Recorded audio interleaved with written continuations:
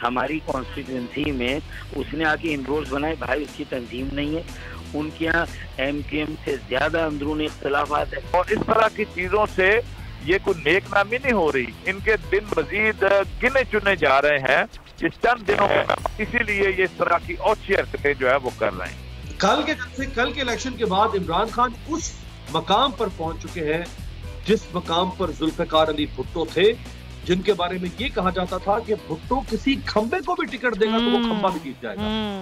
आज आप 50 साल के 52 साल के बाद इमरान खान के बारे में कह सकते हैं कि वो किसी खंबे को भी टिकट देगा तो वो जीत जाए। सब्सक्राइब करें और बेल दबाएं ताकि कोई खबर रह न जाए।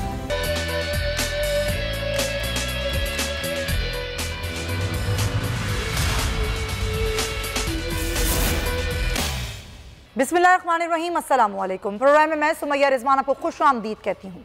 नाजरीन, मुल्क की सियासत जिसमें एक अफरा तफरी की कैफियत बर्पा हो गई है।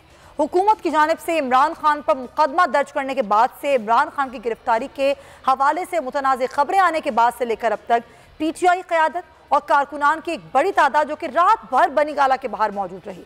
मुल्क के मुख्तलिफ शहरों में भी आवाम की जानिब से रात भर एहतजाज रिकॉर्ड करवाया गया, जहां हुकूमत इमरान खान की गिरफ्तारी के हवाले से जल्दबाजियां करती नजर आ रही है नाज़रीन, वहीं पाकिस्तान डेमोक्रेटिक मूवमेंट यानी कि PTI के चेयरमैन इमरान खान की गिरफ्तारी के मामले पर यकसू दिखाई नहीं दे रही।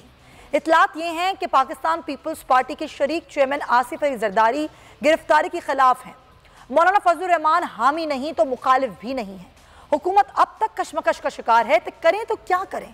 क्या हुकूमत की जल्दबाजी आवाम में इमरान खान की मकबूलियत को मजीद बढ़ा रही है? जिसकी वाज़ेह मिसाल अगर आप देखें तो कल कराची में होने वाला NA 245 का ज़िमनी इलेक्शन है, जहां आवाम ने माजी में कराची की सबसे बड़ी जमात कहलाई जाने वाली MQM समेत तमाम जमातों को मुस्तरद करके फिर से तहरीक इंसाफ को कामयाब बना दिया। PTI ने 13 जमाती इत्तेहाद को बदतरीन शिकस्त से दोचार किया और आमिर लियाकत हुसैन मरहूम के इंतकाल पर खाली होने वाली नशिस्त भारी अक्सरियत से जीत ली। सवाल यह है कि कल के इंतखाबी नताइज अब बल्दियाती इंतखाबात पर किस तरह से असरअंदाज होंगे? क्या हुकूमती इत्तेहादी कल के नताइज के बाद से मजीद कन्फ्यूजन का शिकार हो गए हैं? क्या एक बार फिर बल्दियाती इंतखाबात को मौखर कर दिया जा सकता है? क्या आवाम तहरीक इंसाफ के अलावा अब किसी भी दूसरी सियासी जमात पर भरोसा करने से कासिर नजर आ रहे हैं? आने वाले दिनों में क्या हुकूमती इत्तेहादियों में फूट पड़ने वाली है? अगरचे इमरान खान की कबल गिरफ्तारी की जमानत 25 अगस्त तक मंजूर हो चुकी है, मगर हुकूमत अगर इमरान खान को गिरफ्तार करती है तो क्या ये हुकूमत की आखिरी साल साबित होगी? एक तरफ तो मुकदमात दर्ज किए जा रहे हैं हुकूमत के PTI के ऊपर, इमरान खान के ऊपर, दूसरी जानिब जो गिरफ्तारियां हैं वो यहाँ पर भी हैं और वो मीडिया पर कतगन वो भी लगाई जा रही है। Senior anchor person Jameel Farooqui की गिरफ्तार किया गया और 14 घंटे बाद उनको अदालत में पेश किया गया और राहदारी रिमांड मंजूर किया गया। क्या हो क्या रहा है इस मुल्क में? अब बोलने की आज़ादी नहीं है, बात करने की आज़ादी नहीं है। कोई भी शख्स बात चाहे वो किसी भी प्लेटफॉर्म पे करे उसको गिरफ्तार कर लिया जाता है। मामला जा किस तरफ रहे हैं, इस पर हम बात करेंगे। हमारे मेहमान हमें ज्वाइन कर रहे हैं, मेरे साथ मौजूद हैं Amir Abbas, senior anchor person, senior सहाफ़ी। उनका तज़िया आज के प्रोग्राम में शामिल करेंगे। अमीर अब्बास, बहुत शुक्रिया आपके वक्त का। माहिर क़ानून है शाखावर साहब, उनको भी प्रोग्राम में वेलकम करते हैं। शाखावर साहब, बहुत शुक्रिया आपके वक्त का, आपकी कीमती वक्त का। मैं चाहूँगी मैं आपसे ही ज़रा गुफ्तगू आगाज़ करूँ, कुछ कानूनी पहलू आपसे जानने हैं। दहशत गर्दी की दिफात के तहत इमरान खान पर मुकदमा जो है वो दर्ज किया जाता है, फिर गिरफ्तारी का प्लान बनाया जाता है। जो प्रेशर आया उस पर हुकूमत गिरफ्तार तो नहीं करती, अलबत्ता 25 अगस्त तक अब जो ज़ाहिर जमानत है वो इमरान खान की मंजूर हो गई है। लेकिन जो मुकदमा दायर किया गया हुकूमत की जानिब से और जिस तरह की अभी मुकदमा दर्ज किए जा रहे हैं, शाखावर साहब, क्या ये मामलात हो सकते हैं? ख़ासतौर पर ये मामला जिस पर अभी PTI कह चुकी है कि मुकदमा खारिज करने के लिए दरख्वास्त दायर करेंगे, दहशत गर्दी की दिफात क्या शामिल की जा सकती हैं इमरान खान के बयान को देखते हुए? तमिया साहबा, सबसे पहले तो मैं एक बात आपको कानून से हट के एक बात कहना चाहता हूँ। जी जी जी। जो इस वक्त का सबसे बड़ा मसला है वो इस वक्त ये है कि पूरा मुल्क जो है वो जो सैलाब और उसके नतीजे में होने वाली तो इंसानी जानों की अमवात है, हजारों घर जो है वो मस्मार हो चुके हैं। सैकड़ों तादाद में हमारे जो है पाकिस्तानी वो जो है जहाँ बहक हो चुके हैं, हजारों की तादाद में, लाखों की तादाद में मवेशी जो है वो डूब चुके हैं, लोग बेसरो सामानी के आलम में खुले आसमानों के पड़े हुए। लेकिन हमारा जो सबसे बड़ा मसला इस वक्त पूरे मीडिया पे, सोशल मीडिया पे वो हो रहा है, वो ये हो रहा है कि क्या हुकूमत जो है वो ठीक काम कर रही है, क्या इमरान खान साहब के जो है वो FIR होनी चाहिए, क्या उनको जो है शहजाद वो जो है अपने वो गिल साहब जो हैं उनको ठीक गिरफ्तार किया हुआ या नहीं किया हुआ।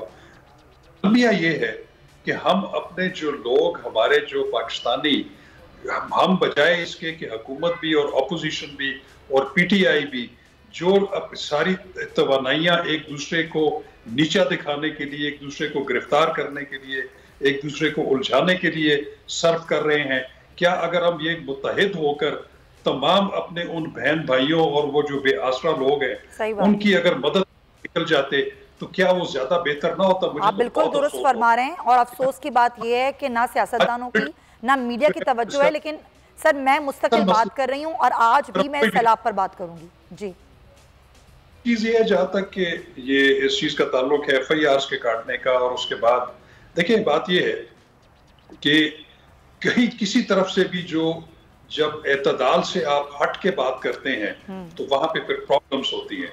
और हमारा मुल्क जो है वो इस वक्त जिस तरीके से बहरान का शिकार है, माली, सियासी और ये जो कुदरती आफात हैं, इसमें तो हमें यकजहती और इत्तेहाद की जरूरत है। लेकिन हम जो है वो एक दूसरे को नीचा दिखाने के उसमें पड़े हुए हैं। क्या अगर हुकूमत है तो हुकूमत भी कोई कसर नहीं छोड़ रही कि किस तरीके से PTI की क़यादत को और अपने मुखालफिन को जो है वो नीचा दिखाया जाए, उनको सलासल किया जाए, उन पे मुकदमे बनाए जाए। और हम कोई अपोजिशन भी कोई इतना अच्छा बिहेव नहीं कर रहे। देखिए बात यह है कि हम अपने लोगों को सियासी तौर पे उनको जो है अपने नजरियात उससे उजागर करें।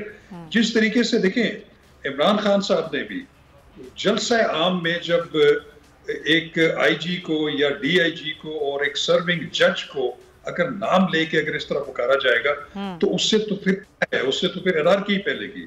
मैं नहीं समझता कि उस पर गर्दी का मुकदमा बन सकता है, इस पे उससे कम मैग्नीट्यूड का मुकदमा भी बन सकता है। लेकिन अब चूंकि अब इमरान खान साहब ने जो है वो रजू कर लिया है अदालत आलिया से, इस्लामाबाद हाई कोर्ट ने उनको 3 रोजा राहदारी रिमांड वो जो है राहदारी जमानत दे दी है। अब वो 25 तारीख तक जो है अपने आप को एक बाज़ाब्ता जो है वो जो एहतसाब दहशतगर्दी की खुसूसी अदालत है उसके सामने अपने पेश होंगे और उसके नतीजे में फिर जो भी होगा। मैं ये कहता हूँ कि बजाय इसके कि आप पकड़ दकड़ करें, कि आप ये प्लान बनाएं कि हमने इमरान खान साहब को किस तरह गिरफ्तार करना है।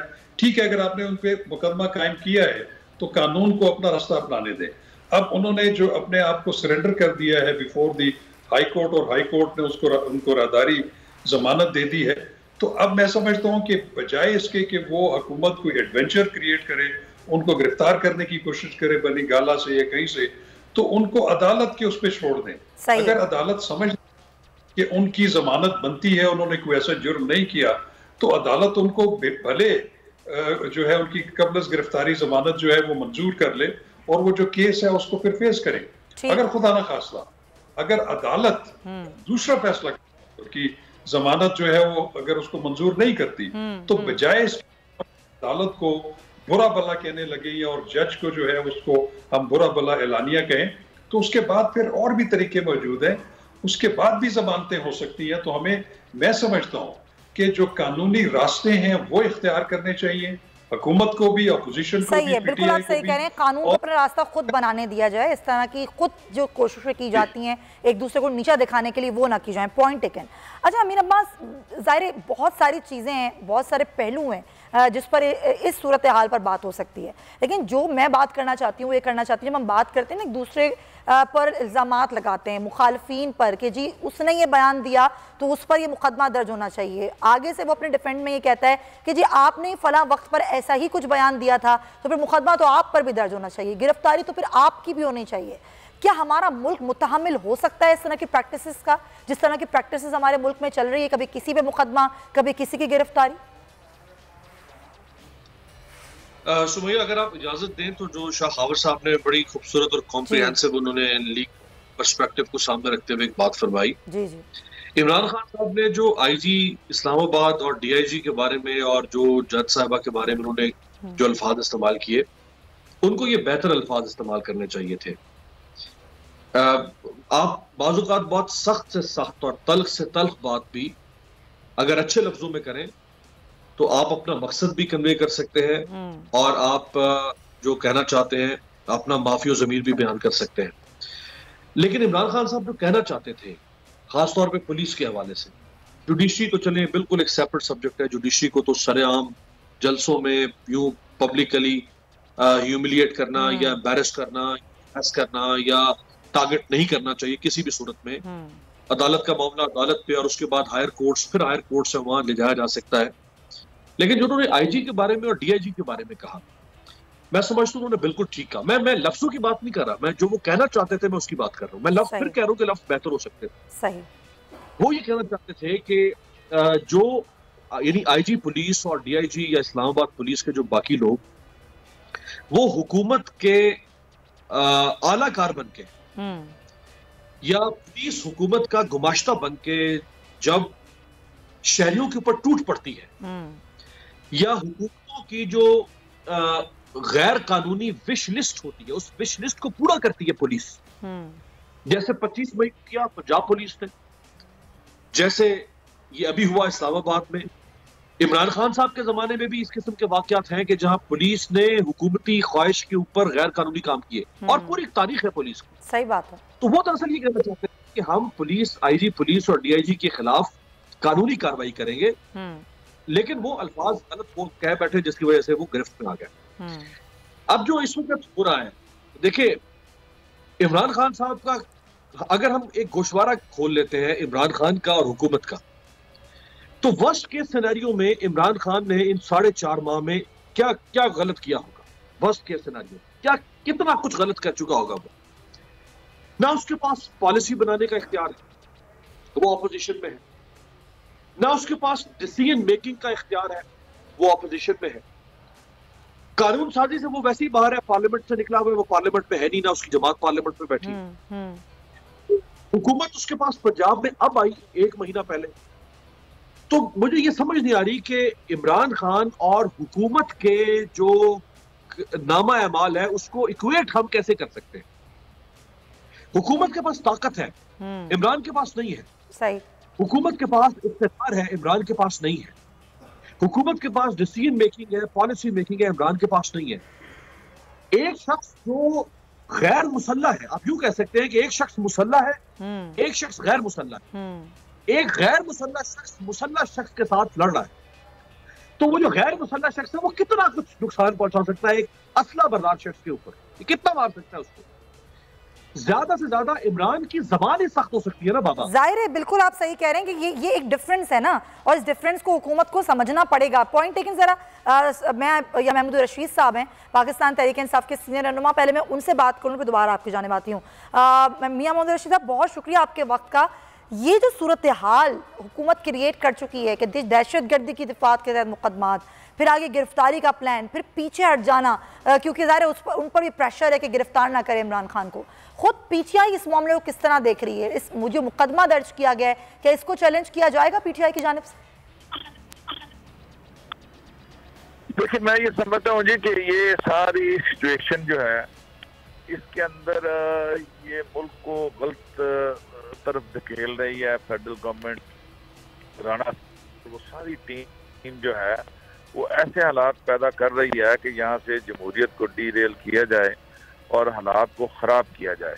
इमरान खान जो न सिर्फ पाकिस्तानी कौम बल्कि उम्मत मुसलमा के हकीकी लीडर हैं, जिनको सिर्फ पाकिस्तानी नहीं पूरे करोड़ों लोग जिनको पसंद करते हैं और जो लोगों के दिलों की धड़कन बने हुए हैं, उन पर इस तरह के झूठी दफात लगा के दहशतगर्दी का पर्चा दर्ज करना, ये इनकी इंतहाई ज़हनी पस्ती की अलामत है।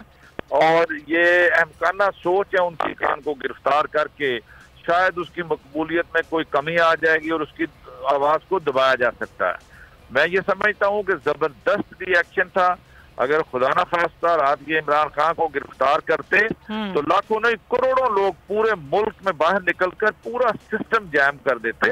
इन्हें होश के नाखून लेने चाहिए और इस तरह की चीजों से बाज रहना चाहिए। तो आगे की हिकमत अमली खुद पीटीआई की क्या है? अब इस सारे मामला को कैसे लेके चलेंगे आप लोग? मैं ये समझता हूँ जी कि कानून के दायरे में रहते हुए हम कोई कानून को हाथ में नहीं लेना चाहते। सही। लेकिन हम हुक्मरानों को बावर कराना चाहते हैं। एक तरफ वो मीडिया पर कदगने लगा रहे हैं और इमरान खान की रात तकारीर को पैमरा ने जो है ना उस पर पाबंदी लगा दी है।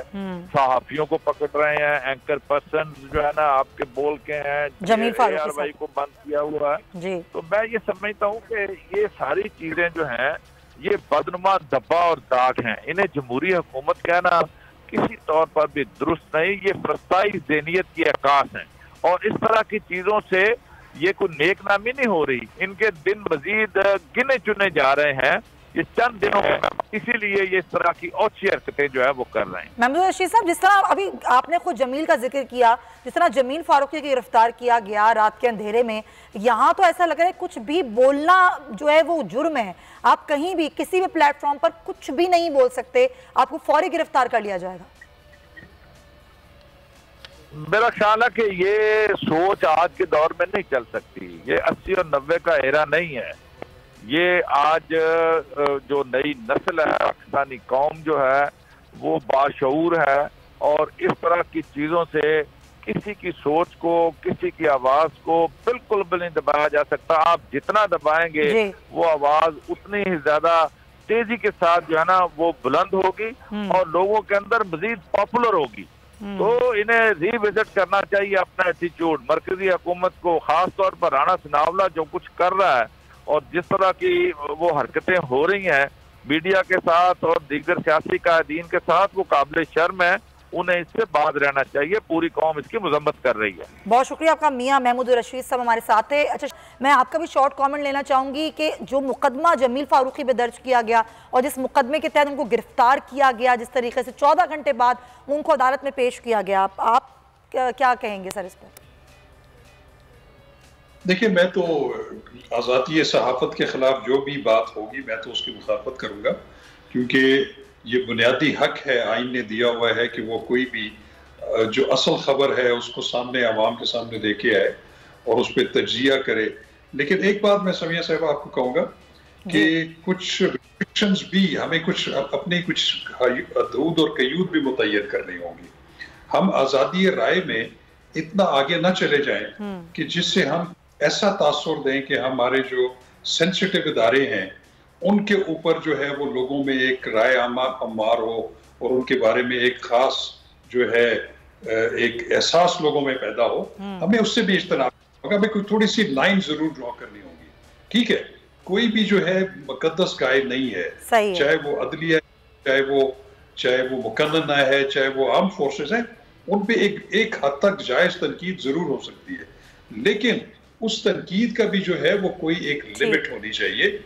हमें उससे भी इज्तनाब करना चाहिए कि एक चीज हम एक ऐसी चीज प्रोपोगेट कर रहे हैं कि सोशल मीडिया के जरिए कि जिससे हमारी जो मुखालिफीन है, हमारे जो दुश्मन ममालिक हैं, उनके नैरेटिव को मिले। ठीक है सर, ब्रेक लेनी है। शाह खबर साहब बहुत शुक्रिया आपके वक्त का। आप साथ मौजूद हैं प्रोग्राम में। नाज़रीन एक ब्रेक शामिल करेंगे, वापस आएंगे तो दीगर इशूज डिस्कस करेंगे। हमारे साथ रहिए।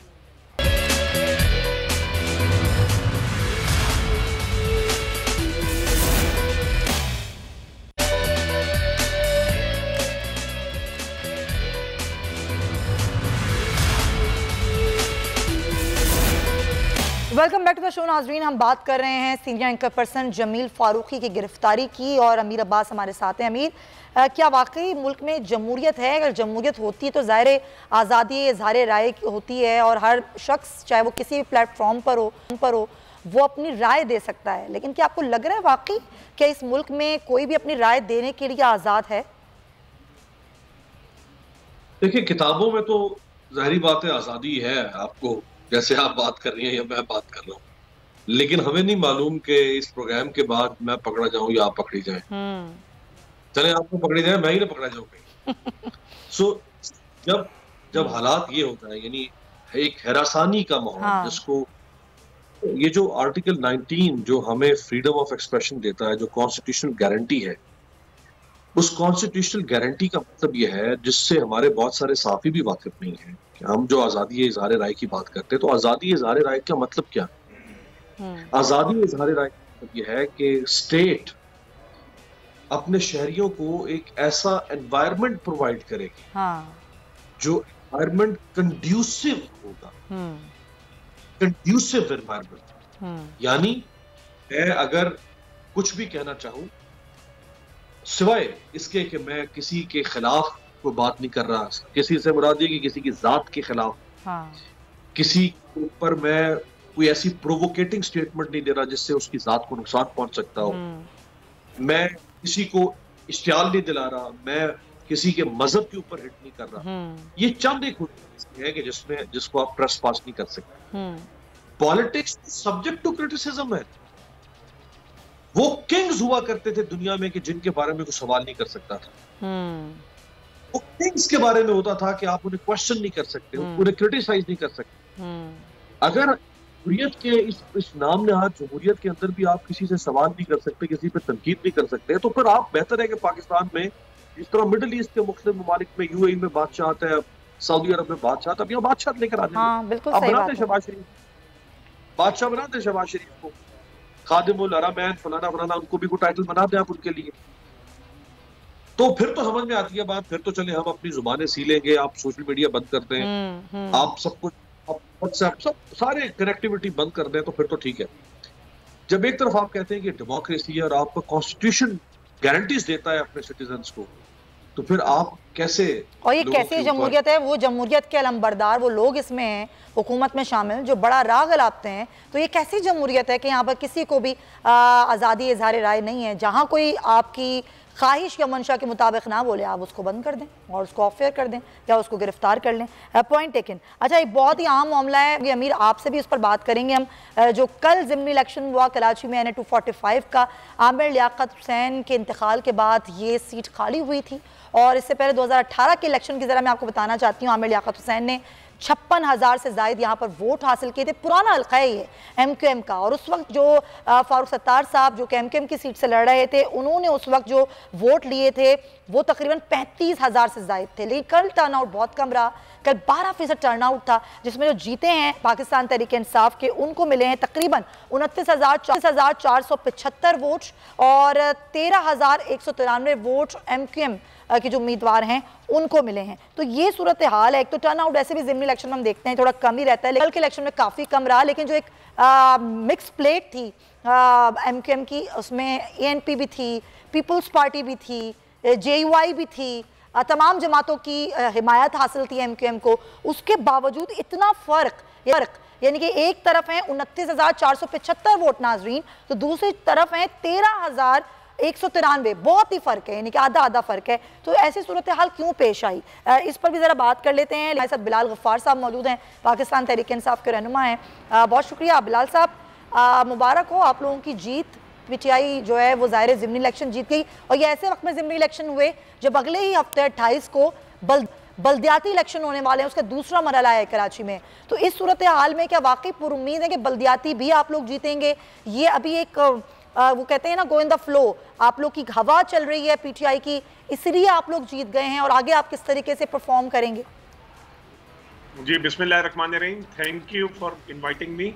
सबसे पहले तो मैं जो बोल की नशरियात को कल बंद किया गया था इमरान खान साहब की स्पीच के दौरान, उसकी मैं मजम्मत करता हूँ।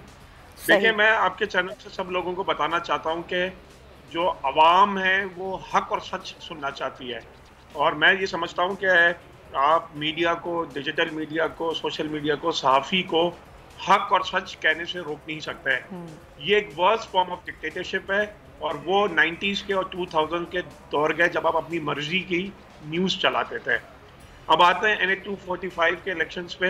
मैं कराची की आवाम का शुक्रिया अदा करता हूँ, और मैं समझता हूँ कि ये कल कराची की आवाम ने एक मैंडेट दिया है, ये जो इम्पोर्टेड हुकूमत PDM के खिलाफ। ये 13 जमातें थी जो सब एक साथ मिलकर इलेक्शन लड़ रहे थे, मिक्स अचार पार्टी बनी हुई थी। कल इनके कैंप्स पे, एक ही कैंप पे MQM का भी झंडा था, ANP का भी था, पीपल्स पार्टी का भी था, और सबके झंडे थे। ये वो सीट थी कि जिस पे बड़े लोग क्वेश्चन मार्क करते थे। वसीम अख्तर, खालिद मकबूल सिद्दीकी MQM की लीडरशिप कहती थी कि ये सीट हमसे छीनी गई, लेकिन कल आपने देखा कि पाकिस्तान तहरीक इंसाफ वहां से भी जीती जहां से 2018 में उन हल्कों, उन यूसी से जो है अच्छा रिजल्ट नहीं था। कल हमने PIB कॉलोनी में भी फतह हासिल की और फारूक सत्तार वहां से अपने घर की यूसी आ रहे हैं। हम लाइन्स एरिया जो हमेशा एक MQM का अच्छा स्ट्रॉन्ग एरिया होता था, हमने लाइन्स एरिया से भी विक्ट्री हासिल की और अल्हम्दुलिल्लाह जो हमारा मार्जिन था वो 1:3 का था। तो 2 के आपका जो टर्नओवर था वो कम था। अगर टर्नओवर बेहतर होता हमारी लीड और बेहतर होती। अच्छा, मैं समझता हूँ कि ये बल्दियाती इलेक्शंस के लिए हमारे लिए एक बहुत ही पॉजिटिव चीज है, क्योंकि अब जो अगले इतवार को इंशाल्लाह ताला इलेक्शंस हो रहे हैं उसके लिए हम तैयार भी हैं, पूरी तरीके से तैयार हैं। लेकिन मेरी इतलात है कि पीपल्स पार्टी, MQM और जो दूसरी पार्टीज हैं वो इस लोकल बॉडीज से इलेक्शन से भागने की कोशिश कर रहे हैं और वही बहाना बनाया जा रहा है बारिश का। और यानी कि आप ये कह रहे हैं कि ये कोशिश की जाएगी कि ये आगे बढ़ा दी जाए डेट। चलें, पॉइंट टेकन। फारूक सत्तार साहब हमारे साथ मौजूद हुए, कल इंडिपेंडेंट ही लड़े, ताले के निशान पे लड़े। और फारूक साहब बहुत शुक्रिया, आपने वक्त दिया। ये क्या हुआ? ये तो पुराना हल्का MQM का, फिर आप ज़ाहिर दूसरे नंबर पर आए थे 2018 में, ठीक है टर्नआउट कम था, लेकिन 3479 वोट। सुमैया देखें, मैं इसकी निटी ग्रिटी में नहीं जाऊंगा for the sake of brevity के टेक्निकली कहाँ मुझे लगा कि वोट ऊपर नीचे किए गए हैं, से कैसे वोट मिले या दिलाए गए, मैं इस तफसील में नहीं जाऊंगा, ठीक है ना। इसमें मैं नहीं जाना चाहता। मैं तो सिंपली एक बड़ा रीज़न आपके सामने कोट कर रहा हूँ कि ये जो हमारे अपने हल्के के वोटर हैं उनका हम पर इजहार अदम एतमाद है, ख़ास तौर पर इस बात पर कि हम मुनकसिम हैं, हमारा वोटर कंफ्यूज है और हमारे वोट्स डिवाइड हो रहे हैं।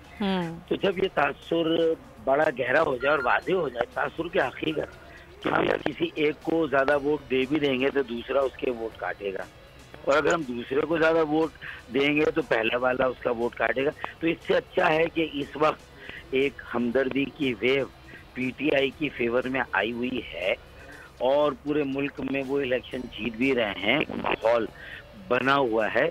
उनके पास उनका भी कोई बहुत अच्छा वक्त नहीं, वो बड़ा एक टफ टाइम फेस कर रहे हैं, लेकिन उसके बावजूद उनकी लीडरशिप इस वक्त उनको दस्तयाब है और अवेलेबल है। हम जबकि डिवाइडेड हैं और हम सब में से ऐसा है कि कोई किसी को शायद लीडर मानने के लिए तैयार नहीं है। देखिए, मैंने बड़ा सच्चा तबसरा आपके सामने रखा। आपने बड़ी अच्छी बात की फारूक भाई, आप हमेशा सीधी बात करते हैं, सच्ची बात करते हैं। आपने खुद ही कह दिया मेरे सवाल से पहले, हाँ आपने मेरे सवाल से पहले ही कह दिया मुनक़सिम है।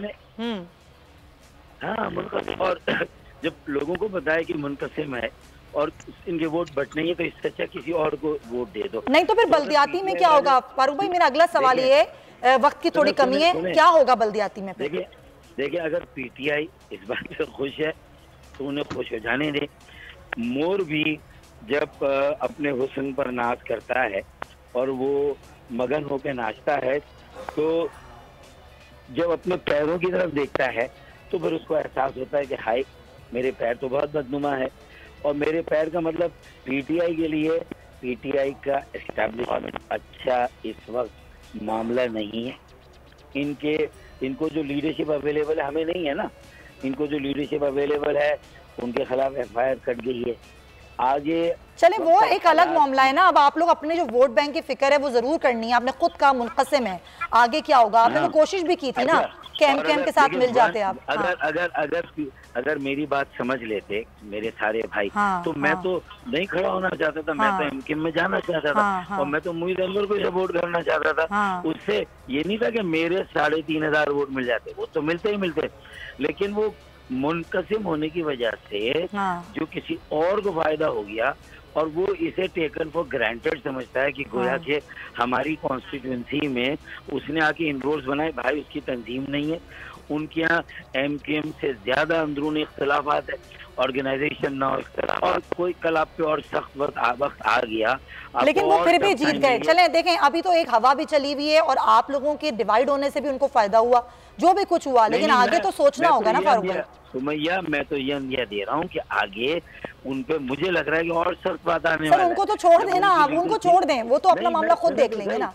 सुने तो सही, मैं इसलिए कह रहा हूँ कि वो भी तैयार हैं मेंटली कि आज जो वो अपने बदनुमा पैर को नहीं देख रहे, तो अगर वो सब लीडर के बगैर पीटीआई कैसे काम करेगी मैं देखता हूँ। चलें आप कहाँ मिला रहे, मैं समझ गई हूँ आपकी बात, बिल्कुल समझ गई। समझा करें मेरी बात को। जी मैं भी समझ गई हूँ। हम सब इस बात पे मुत्तफिक हो जाएं कि 1 सीट 1 कैंडिडेट, अगर इन चारों उम्मीदवारों में मैं बेहतर था तो इन सबको मुझे सपोर्ट। चलें ठीक है। अगर आइंदा है ना, आइंदा अगर इनमें से किसी का बेहतर हो तो मुझे उनको सपोर्ट करना। Point taken. बहुत शुक्रिया फारूक सत्तार भाई, बहुत शुक्रिया बिलाल गफ्फार साहब, बहुत शुक्रिया आपके। अमीन अब्बास, आपका तज्जिया क्या कहता है, कल क्या हुआ? पीपल्स पार्टी के साथ इलाक़ जो था वो वजह बना MQM की हार की, या ये डिवाइड हो गई? ये जाहिर है फारूक साहब एक तरफ हैं, फिर MQM पाकिस्तान, फिर PSP, vote divide, voter confuse हुआ क्या MQM के साथ? कई वजूहात हैं इसकी हारने की कल MQM की। एक तो सबसे बड़ी वजह इमरान खान साहब का बयानिया, या इमरान खान साहब को जो सिंपैथीज हासिल हो रही हैं पूरे पाकिस्तान में क्रॉस। 2018 में इमरान खान साहब ने जो 14 सीटें हासिल की थी कराची से सुमैया जी, उसके बारे में कहा गया कि सीटें तो एस्टैब्लिशमेंट ने दिलाई थी इमरान खान सिलेक्टेड था, तो MQM की सीटें थी। अच्छा भाई, आज बता दो कि आज तो इमरान खान एस्टैब्लिशमेंट का ब्लू आइड नहीं होगा। आज कौन सी एस्टैब्लिशमेंट थी जिसने ये सीट दिलवा दी इमरान खान को? उस वक्त तो पीपल्स पार्टी MQM को सपोर्ट नहीं कर रही थी। पीपल्स पार्टी अलग इलेक्शन लड़ रही थी, MQM अलग इलेक्शन लड़ रही थी, यूपी अलग इलेक्शन लड़ रही थी, ANP JU अलग इलेक्शन लड़ रही थी। ऐसा ही कल के इन सब ने MQM को सपोर्ट किया। ये मुहीद अनवर जो है ये MQM का कैंडिडेट नहीं था, ये मुत्तफिका PTM का कैंडिडेट। ऐसा ही है, इसको सबने सपोर्ट किया। और पहले वाले कैंडिडेट यानी जीतने वाले के वोट दूसरे, तीसरे, चौथे, तीनों के वोट से ज्यादा। ये अनबिलीवेबल फिनोमेना, अनबिलीवेबल। और अभी भी मैं समझता हूं कि PTI कराची की जमात अभी भी नहीं है। कराची की जमात अभी भी है, या पीपल्स पार्टी कराची की कुछ पॉकेट्स में जगह बना चुकी है, वहां से अब वो 2 या 3 कौमी असम्बली की सीटें बड़ी आराम से निकाल रही है। जैसे कराची में फैसल वाड़ा की सीट पीपल्स पार्टी ने की और कादिर मंदो से मैंने बिल्कुल। सो पीपल्स पार्टी का वोट बैंक, MQM का vote bank, Pashtun ANP vote bank, Noon league, JUI सबको हरा के। अच्छा, और इमरान खान साहब ने अभी वहां दौरा नहीं किया कराची का, याद रखिएगा। जी हाँ, इमरान खान साहब ने जलसा नहीं किया, ये उसके बावजूद ये रिजल्ट आया है। इमरान खान साहब ने जाना था कराची, उन्होंने जलसा करना था, उन्होंने कैंपेन करना थी, लेकिन वो चूंकि गुज़श्ता एक हफ्ते से यहाँ शहबाज गिल के केस की वजह से और इसके सॉरी मैं एक चीज ऐड कर दूं आपकी बात में, और उसके बावजूद ही रिजल्ट आया है कि कराची वालों ने परफॉर्मेंस देखी जब PTI की हुकूमत थी, वो 14 सीटों के बाद भी, उसके बावजूद ही रिजल्ट आया मेरे पास। जी हाँ, अगर इमरान खान कराची चले जाते, वो जलसा करते, वहां वो मुहाल करवाते, ये जो आज वोट हासिल किए हैं महमूद मौलवी साहब ने, इसमें कम अज कम 14 से 15 हजार वोटों का इजाफा होता, कम अज कम, ऐसा ही है एटलीस्ट। और तीसरा फैक्टर आप ये देखें इस इलेक्शन के अंदर कि महमूद मौलवी ये साहब तो एक गैर मारूफ और गैर मकबूल शख्सियत है। ऐसा ही है। ये PTI के लोग, ये कराची के कुछ लोग इनको जानते होंगे। कल शाम से पहले 99% पाकिस्तान को पता भी नहीं था कि महमूद मौलवी नाम का कोई आदमी भी है पाकिस्तान या वो सियासतदान भी है। 99%। तो ये मकबूलियत का हाल है PTI की। ऐसे ही है, गैर मारूफ शख्स जो है वो मारूफ हो जाता है, क्योंकि जाहिर है अभी PTI की मकबूलियत है। और मैं बताऊं कराची के लोग जिस तरह वो सोचते हैं। हाँ जी जी जी, एक जुमला बताने से पहले आप मुझे जरा गोश गुजार करने दें जी।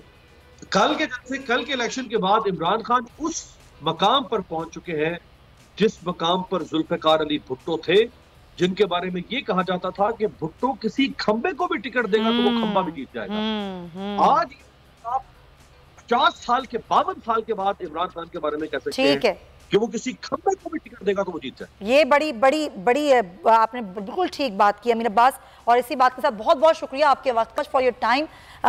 जैसे कि अभी तनकीद भी हो रही हो, मैं भी समझती हूँ कि मीडिया पर तनकीद बिल्कुल ठीक हो रही है, मीडिया की पूरी तवज्जो है सियासी मामलात पर, लेकिन एक बहुत बड़ा अलमिया और बहुत ही अफसोसनाक सूरत हाल जो कि मुल्क के मुख्तलिफ सूबों की है सैलाब के बाद, चाहे वो सिंध हो, पंजाब हो, KP हो या फिर बलूचिस्तान, जहाँ पर लोगों के घर तबाह हो गए, लोगों के माल मवेशी बह गए, जानों से लोग चले गए हैं। तो मैं बात करना चाहूँगी मुख्तलिफ सूबों की। पहले मैं ज़रा सिंध की बात करूँगी और हम पहले ज़रा सूरत हाल जानेंगे दरियाए सिंध में, जहाँ पर ऊंचे दर्जे का सैलाब है नाजरीन इस वक्त, और सैलाबी जो पानी है वो दरियाए सिंध के दाएं बाएं किनारों पर जो रिहाइश पजीर लोग हैं उनकी झोंपड़ियों में दाखिल हो गया है। हमारे ब्यूरो हेड शाहिद अली हमारे साथ हैं, उनसे बात करते हैं। शाहिद, बताइएगा सूरत हाल क्या है? जी, दरिया सिंध में इस वक्त ऊंचे दर्जे का सैलाब है। गुड्डू बैराज पर ऊंचे दर्जे का सैलाब डिक्लेयर कर दिया गया है। सक्खर बैराज पर दरमियाने दर्जे का सैलाब है। यहाँ पानी की मिकदार जो है वो 4,01,000 क्यूसिक से तजावुज़ कर चुकी है। जैसे ही दरिया सिंध में पानी बढ़ता जा रहा है, बारिशों के सबब मुसलसल जो है वो पानी बढ़ रहा है। तो आप देख सकते हैं कि इस वक्त हम दरिया सिंध मौजूद हैं। यहाँ जितनी भी आबादियाँ हैं उनके अंदर पानी आ चुका है, उनकी झोपड़ियों में पानी दाखिल हो चुका है। यहाँ ख़वातीन, बच्चे, बुजुर्ग सब मौजूद हैं, लेकिन ज़िला इंतज़ामिया यहाँ से गायब है। ज़िला इंतज़ामिया ने अभी तक इन लोगों को महफूज मकाम तक पहुँचाने के लिए कोई इक़दाम नहीं किया है।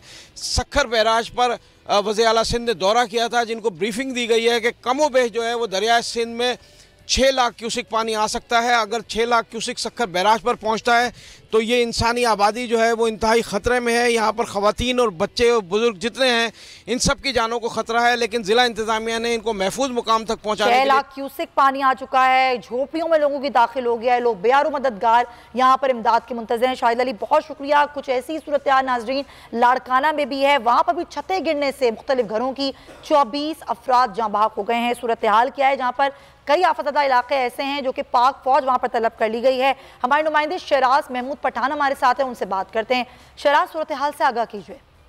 जी देखें, बारिश से बेघर होने वाले जो मुतासरीन हैं उनका आरजी कैंप्स में भी किस्मत ने साथ नहीं दिया और इस वक्त मैं रेलवे स्टेशन पर मौजूद हूँ। ये जो बारिश के मुतासरीन हैं उन्होंने आरजी पनाह ली ड्राई पोर्ट पे, लेकिन मेरा कैमरामैन अगर दिखाए कि यहाँ पर भी जो है वो बारिश के बायस ड्राई पोर्ट की छत गिरने से जो है वो बताया जा रहा है कि एक खातून समेत 2 बच्चे, 3 अफराद जो है वो हलाक हुए, जबकि नौडेरों में भी एक हलाकत हुई है और मजमूई तादाद जो है मरने वालों की 5 रोज़ में 24 हो चुकी है।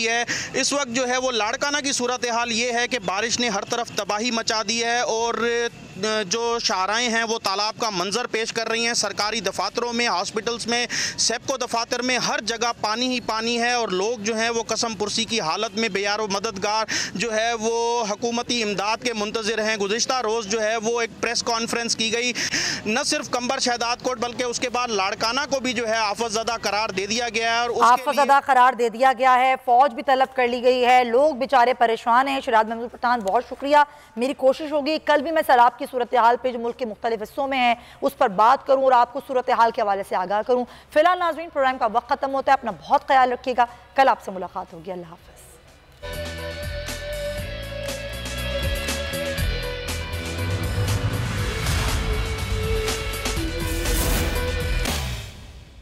मैं हूं जैस्मीन मंजूर और आप मुझे देखेंगे सिर्फ बोल पर।